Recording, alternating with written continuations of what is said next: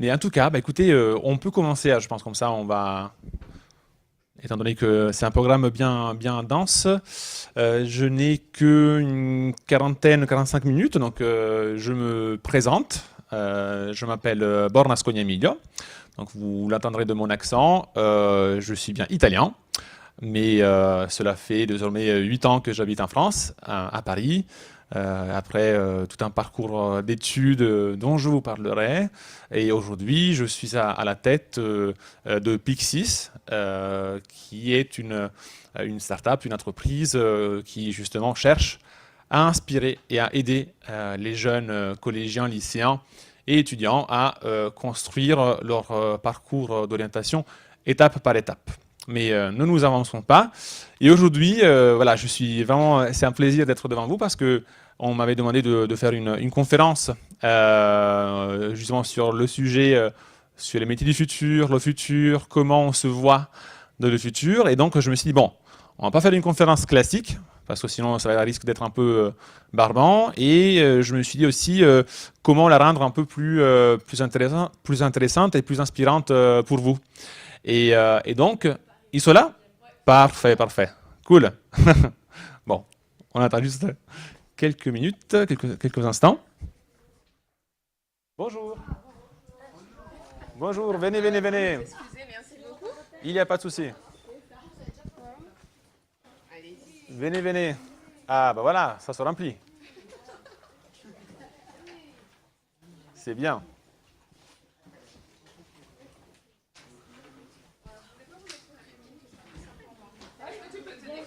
Ça va aller? Excuse-moi, c'est toi, c'est madame Archie qui est passée, vous pas penser sur la même ligne. Merci. Voilà, parfait.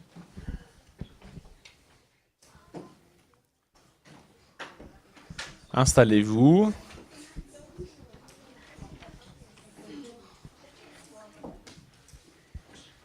Bon, soyez les bienvenus. Donc voilà, je disais aux personnes qui étaient déjà présentes, donc je faisais une présentation très rapide de moi-même. Donc de nouveau, très rapidement, donc je m'appelle Borna et je suis le président de Pixis, qui est une startup ici présente à Startup for Kids et qui expose au stand numéro 2. Donc si vous voulez après venir nous voir avec grand plaisir. Et qu'est-ce que Pixis? C'est une plateforme d'orientation scolaire pour aider les collégiens, lycéens et étudiants à construire votre parcours d'orientation étape par étape. Donc, mais je ne vais pas vous en dire plus. Donc, voilà, on y va, à mon avis, voilà, il faut y aller, il est 10h10.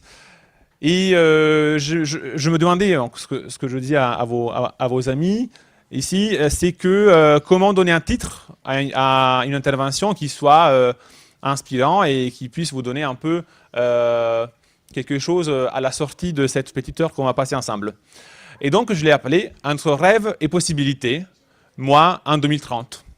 Parce que je pense que ces deux mots, le rêve, savoir rêver, et la possibilité, c'est deux mots qui sont très très forts, qui ont une puissance énorme, et que si on peut les unir, eh bien, je vais vous démontrer qu'on peut faire plein de choses hyper intéressantes.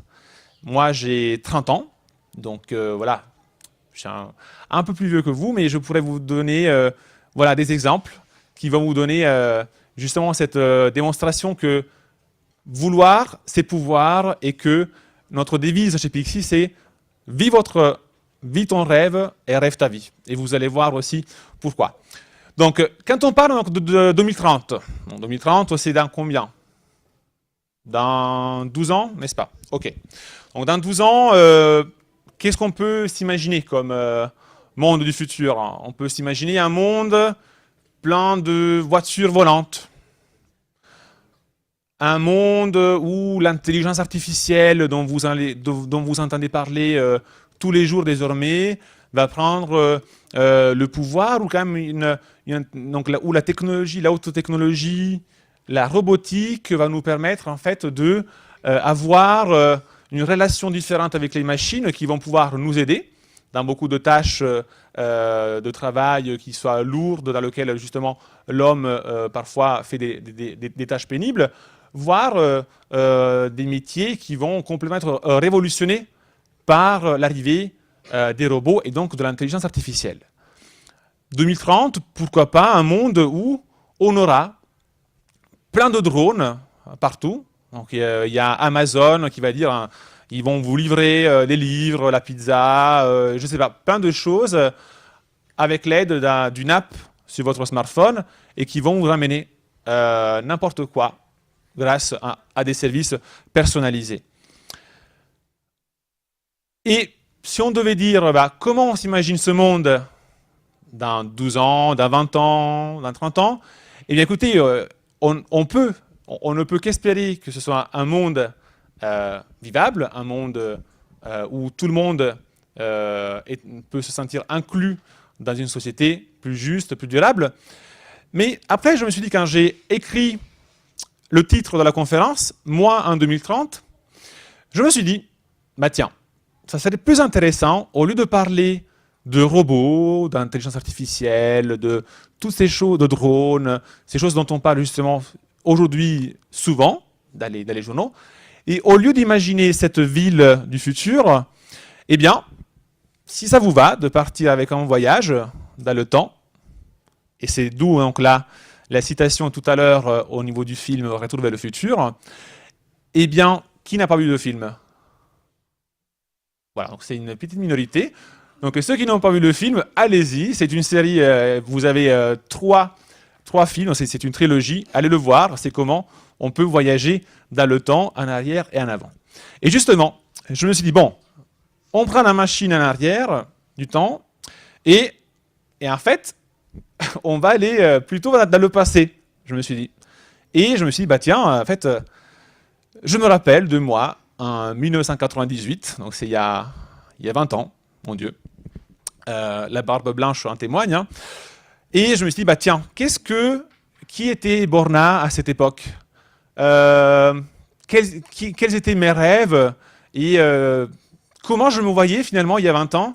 Et par rapport à qui je suis et à ce que je fais aujourd'hui. Et c'est un peu le message que je veux vous donner aujourd'hui. Et j'espère que, avec cette petite histoire, qui est une histoire, je veux dire, est une histoire comme une autre, donc c'est pas une histoire exceptionnelle, mais juste pour vous donner un exemple, pour dire que vous êtes tous uniques et que le pouvoir, la puissance de vos rêves peut vous amener là où vous pouvez même pas vous imaginer. Et que vous pouvez, parce que donc là, c'est la possibilité, vous avez plein d'opportunités, de possibilités, c'est à vous de les saisir.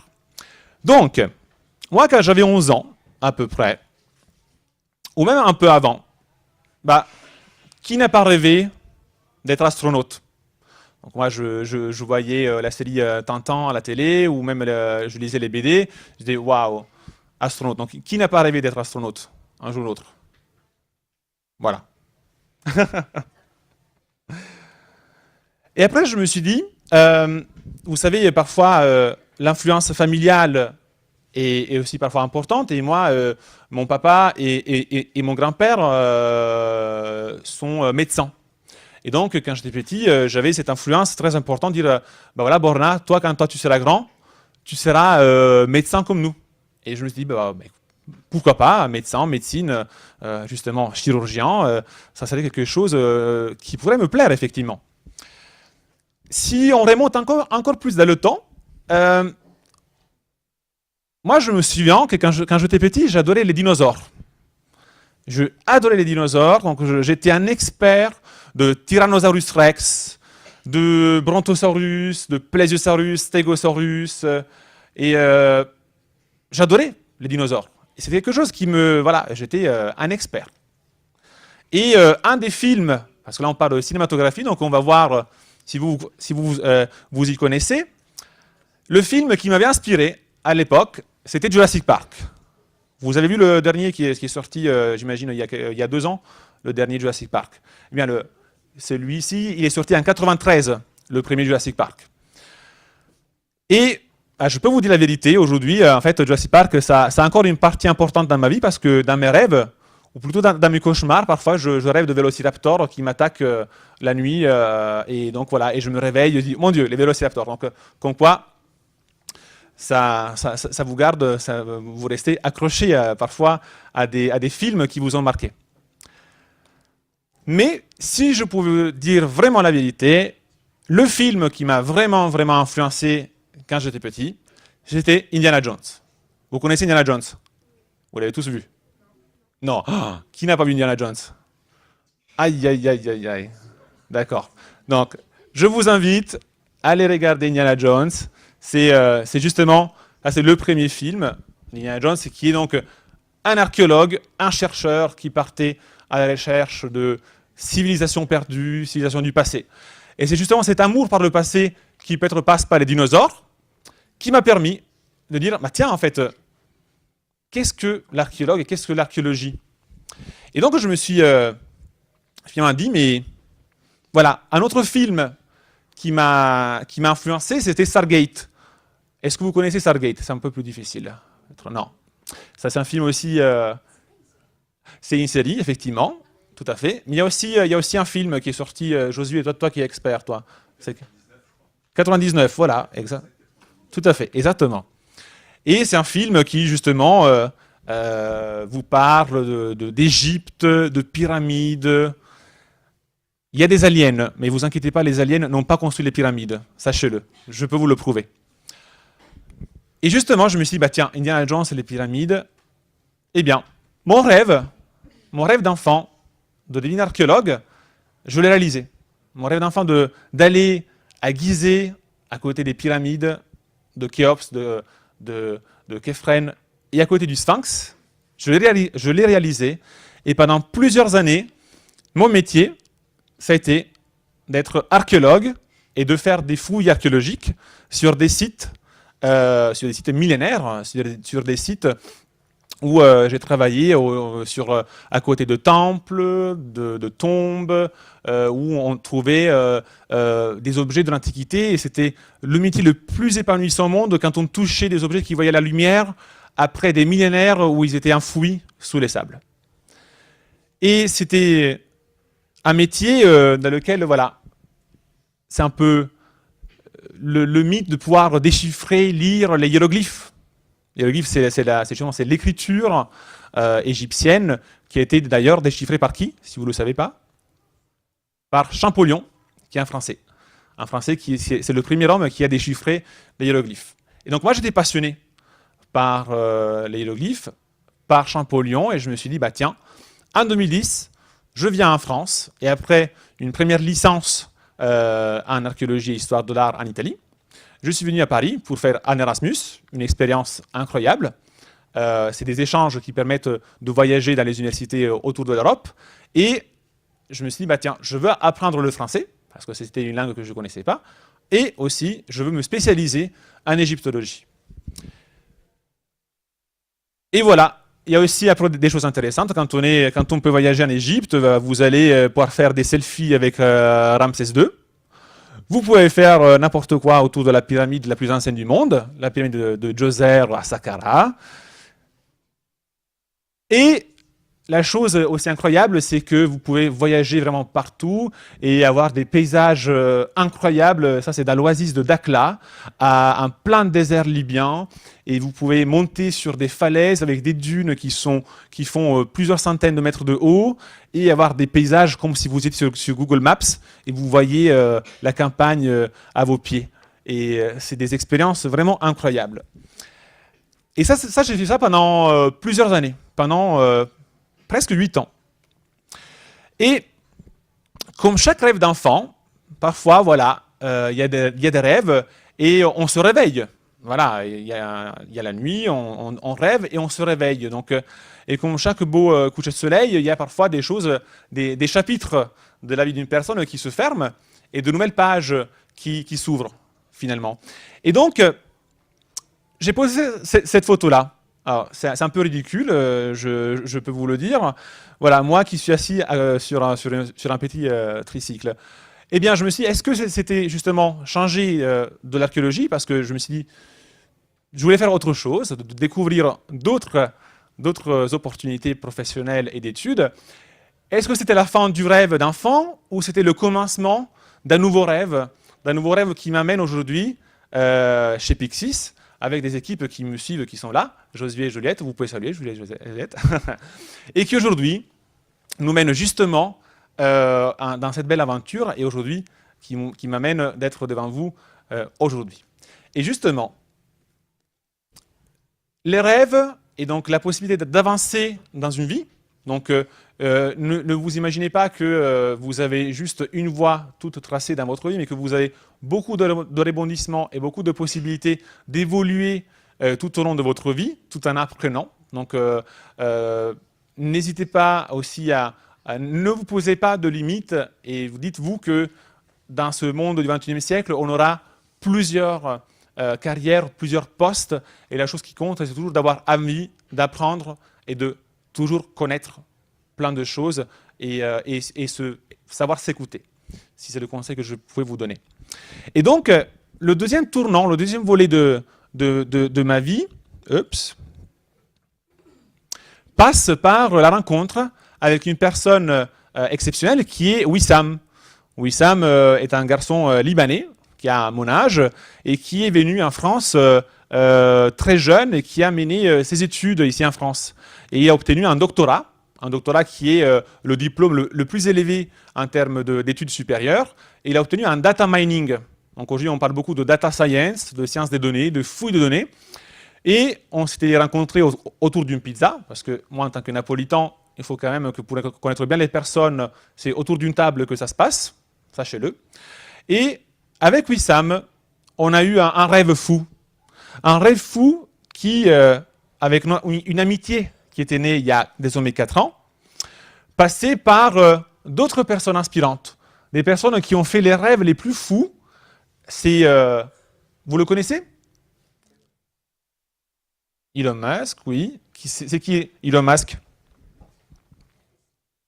Tesla, effectivement. C'est un entrepreneur sud-africain, mais qui habite les États-Unis depuis très longtemps et qui aujourd'hui est à la tête de plusieurs entreprises, dont donc Tesla, comme vous disiez, votre enseignante, qui est une entreprise qui produit des voitures électriques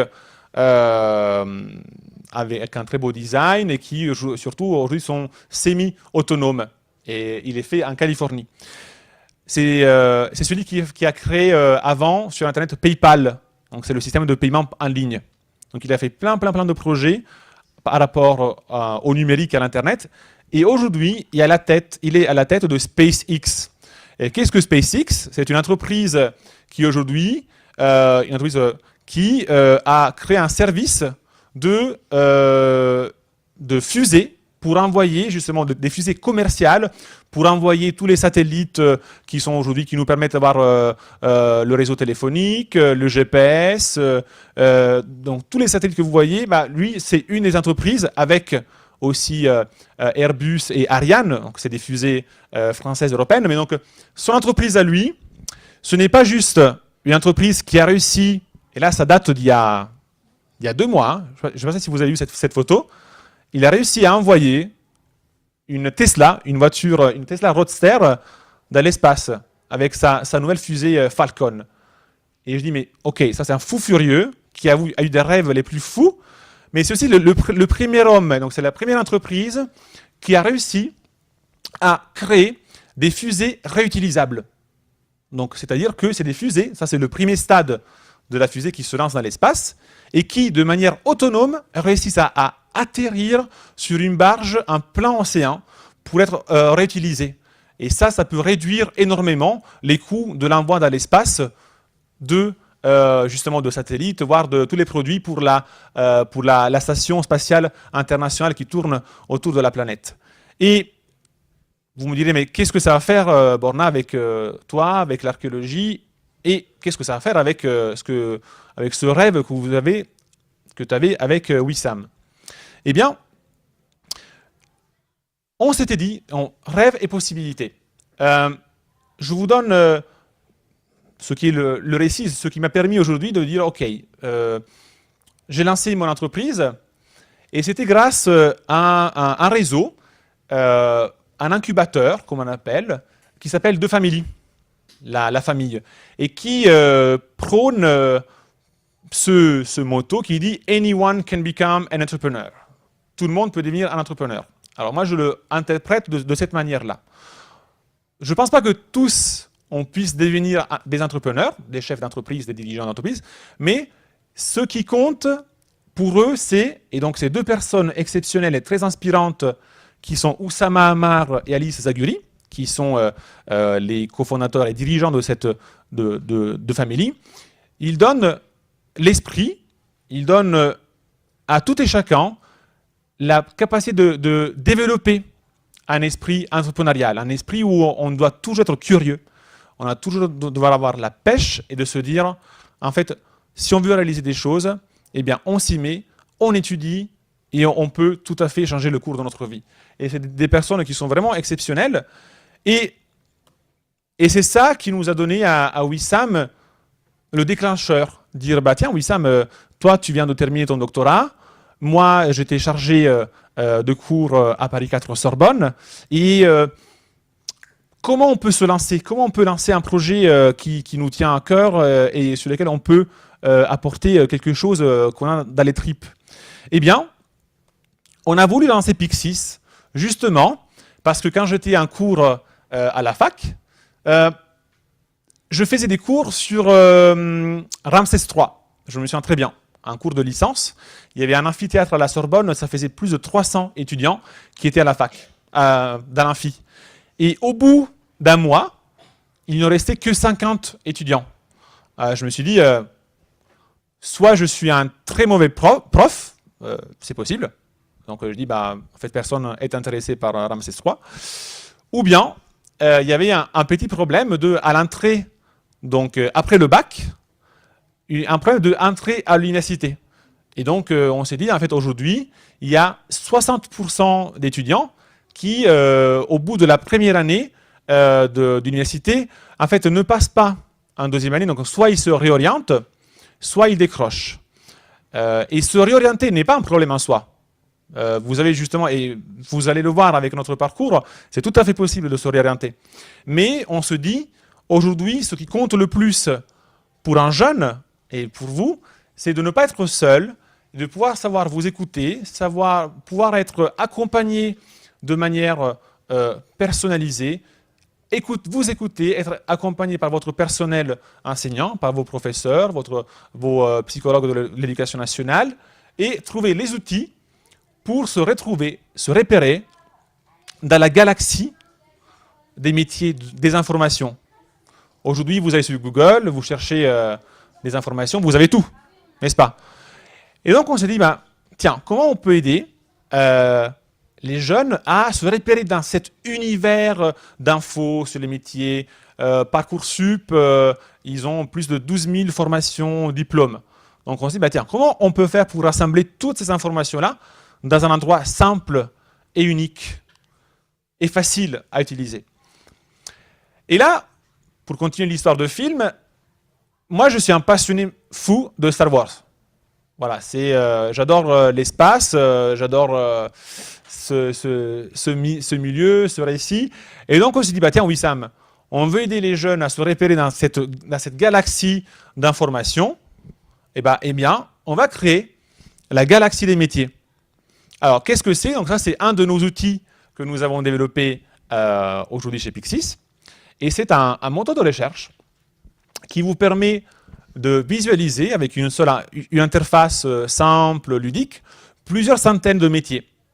Et donc, vous donnez la possibilité de vous dire toute l'information que vous cherchez sur les métiers, les formations, des articles qui peuvent vous inspirer, dire voilà, d'être chirurgien plutôt que boulanger, pâtissier, plutôt que astrophysicien, n'importe quel métier. Vous pouvez trouver cette information dans un seul endroit, de manière, on pourrait dire, contextualisée, simple à repérer. Et c'est ce qu'on fait aujourd'hui chez Pyxis. Donc encore une fois, si vous avez du temps tout à l'heure, venez passer nous voir au stand numéro 2. Donc voilà, qui est juste en remontant l'escalier en face. Et avec Pyxis, justement, pour moi, pour Wissam, c'était un tournant dans notre vie. Je me suis retrouvé à des fouilles archéologiques, à participer à des salons, à gagner des prix. Gagner des prix qui nous ont permis justement de monter des équipes, avoir des personnes qui nous ont fait confiance et qui croyaient justement à notre projet qui aujourd'hui est une startup, une plateforme que vous trouvez en ligne.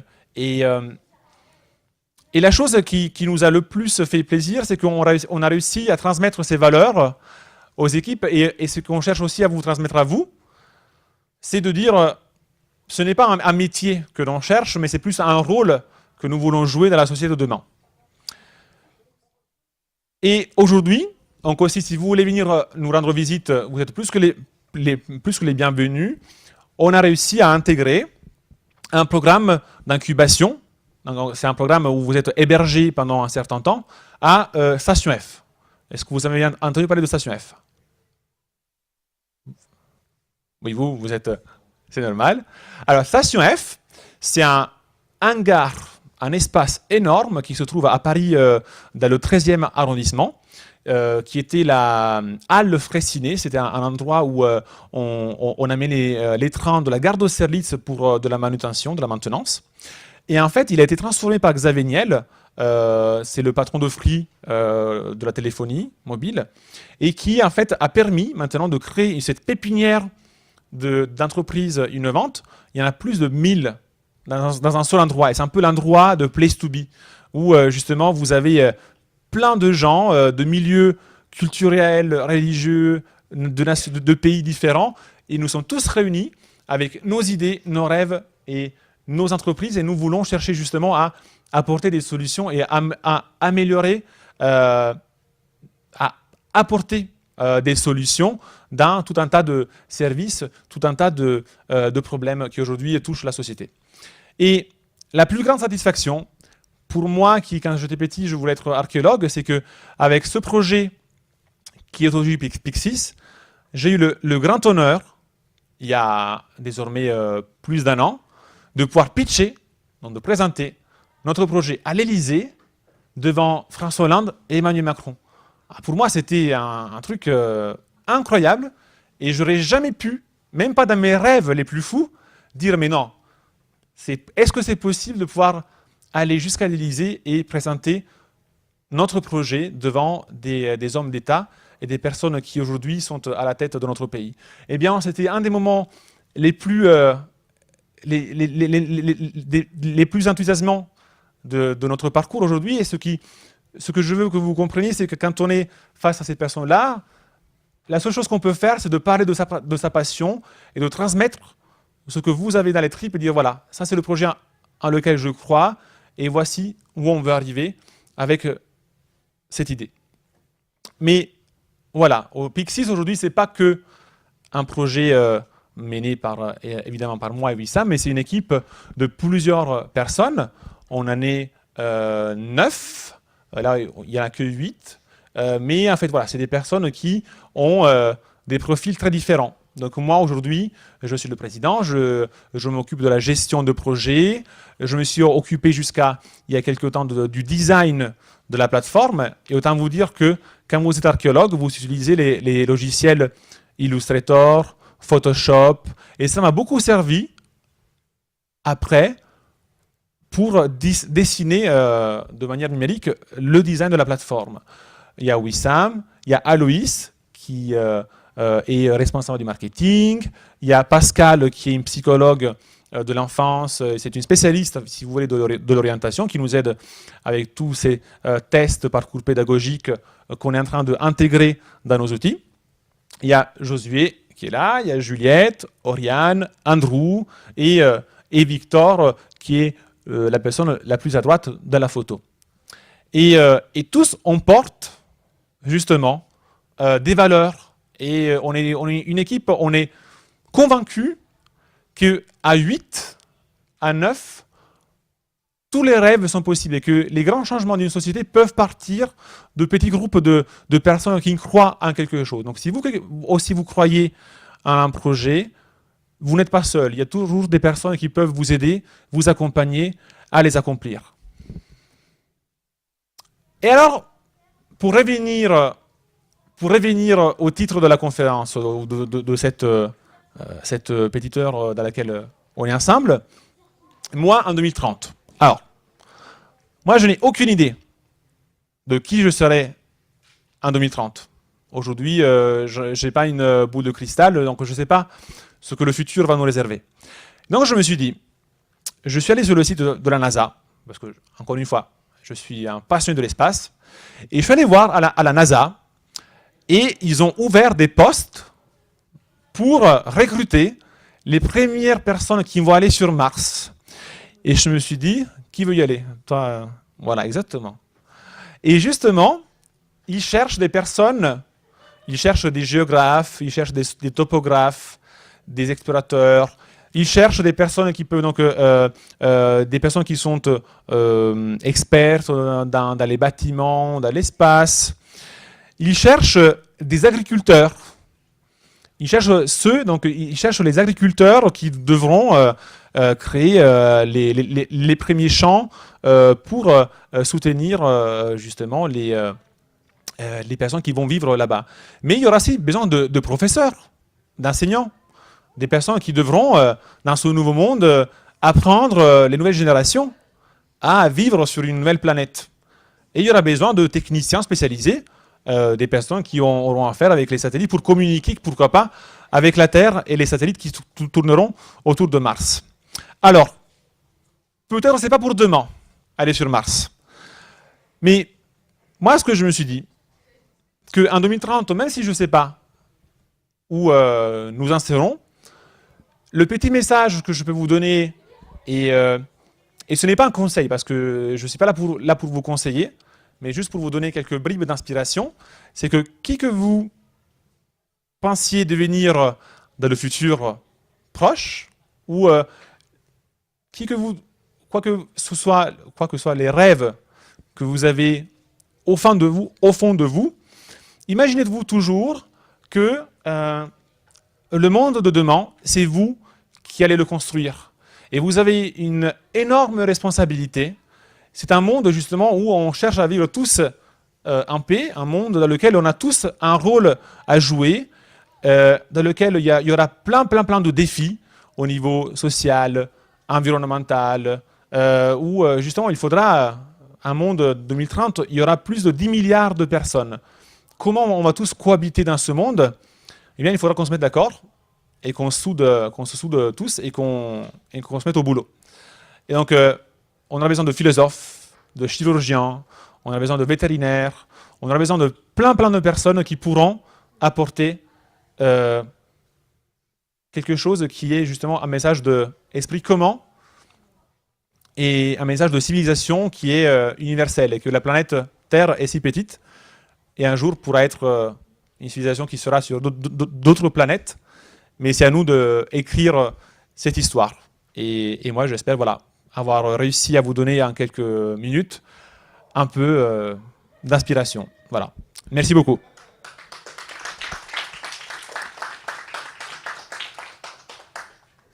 Et ça, c'est une petite photo qui montre... c'était ça la conclusion. J'ai oublié la slide. En fait, ça, c'était toujours en Égypte. Et quoi que ce soit la hauteur de mur que vous avez devant vous, vous disiez ce soit infranchissable, ça c'était un plein désert, une falaise énorme, eh bien, comment on arrive finalement à... Vous vous souvenez de ce paysage incroyable où vous voyez la Terre comme si vous étiez dans l'espace? Eh bien, pour y arriver, il faut franchir des obstacles et arriver jusqu'au sommet. Et voilà, donc croyez en vous et sachez que justement, tout est possible si vous le voulez. Merci.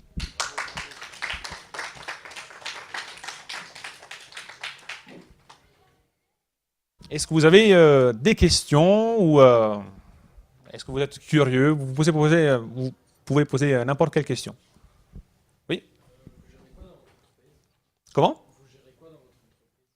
Alors là, c'est en termes de gestion, c'est-à-dire de créer la structure juridique. Donc, une entreprise a une structure juridique, et après, il y a une gestion des équipes, des personnes. Donc, vous avez une idée, il y a toute la mise en œuvre des étapes qui permettent de partir d'une idée et d'arriver à la mettre en œuvre. Et donc, aujourd'hui, on s'était dit à l'époque avec Wissam, tiens, ça serait bien qu'on puisse aider les jeunes à trouver des sources d'inspiration et des informations sur les métiers et les formations. Et la mise en pratique, c'est OK, de quoi a-t-on besoin? On a besoin d'un site internet, on a besoin d'un design pour le site, on a besoin de personnes qui vont aller sur le terrain dans les écoles, comme Josué, comme Juliette, qui justement vont dans les écoles et font plein d'ateliers de job design pour imaginer les métiers du futur.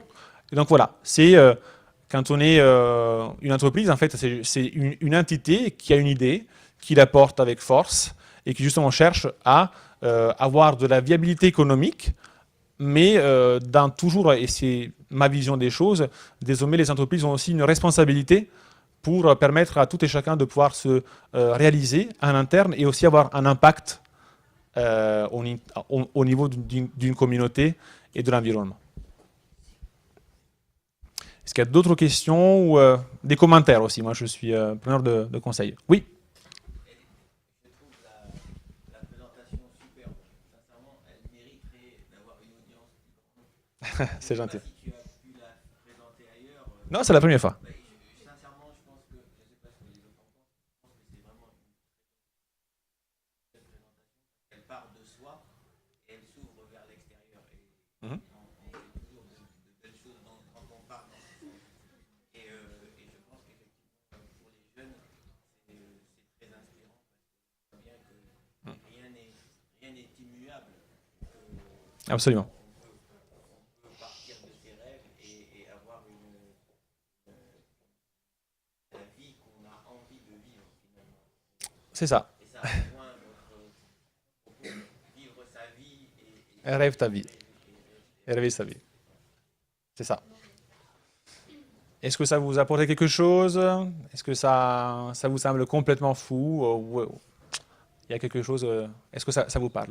Oui. Et en fait, je comprends pas comment vous faites pour vous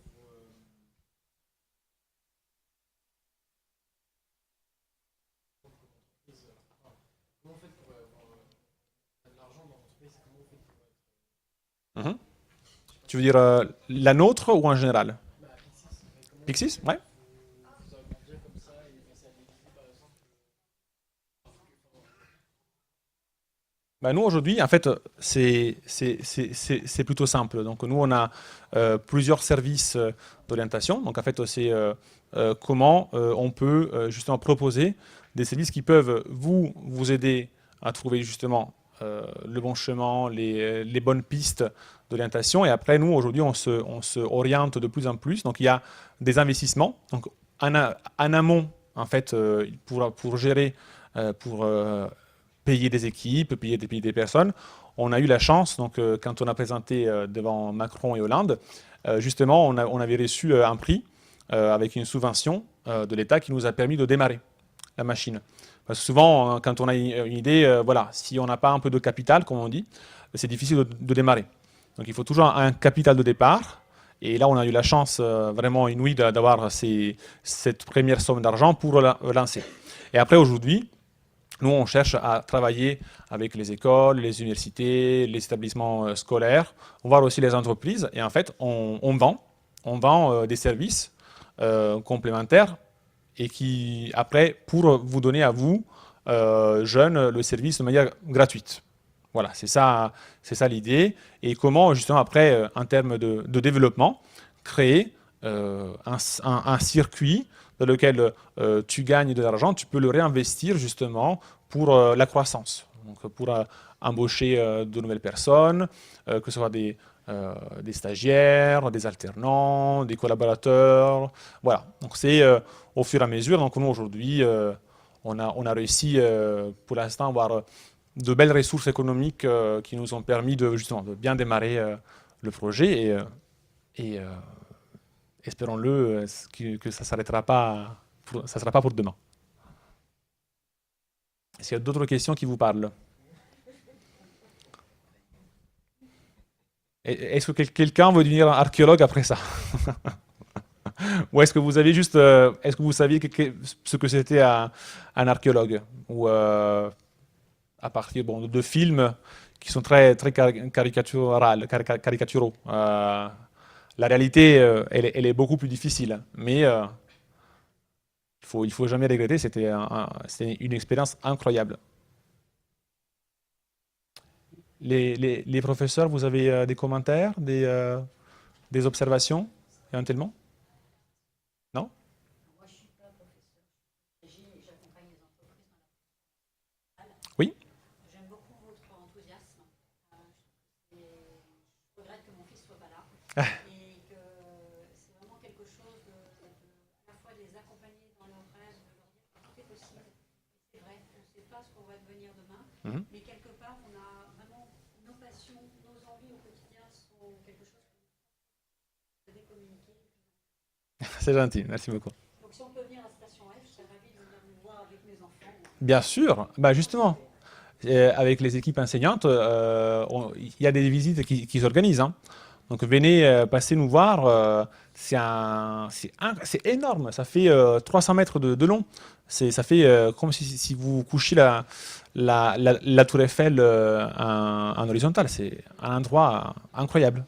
Et il y a aussi un super restaurant italien, c'est Big Mama, ils ont fait un truc énorme, donc je suis content, je suis un homme comblé. Il y a plein de pizzas qui est trop bonne. Oui. Si je suis inscrit pour aller sur Mars, je vous avoue que j'ai pas encore postulé, mais ouais, il faudrait que j'envoie mon CV peut-être, ouais. Mais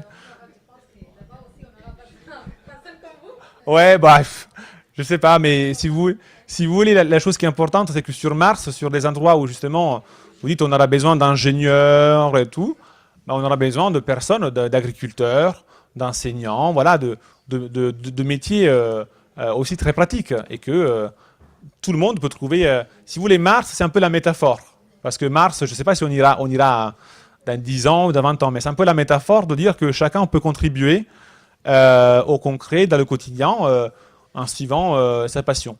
Et après, il y a évidemment la question de dire oui, mais des métiers qui embauchent plus ou moins, ça paye pas bien, et tout et tout. C'est vrai, c'est aussi une question de ressources, il faut savoir aussi vivre. Mais la question que je me pose, c'est est-ce qu'en vivant de sa passion et en réutilisant ses compétences, bah justement, on peut toujours rebondir et toujours en restant droit dans ses bottes et de se dire, bah, en fait, quel que soit le métier que je vais faire, bah, moi, je sais qui je suis. Et finalement, je peux trouver toujours ma voie. Voilà. Voilà, merci. Et si vous voulez après vraiment passer à la table numéro 2, et vous avez notre carte de visite, donc comme ça, vous pouvez aller voir, jeter un coup d'œil sur le site. Merci à vous.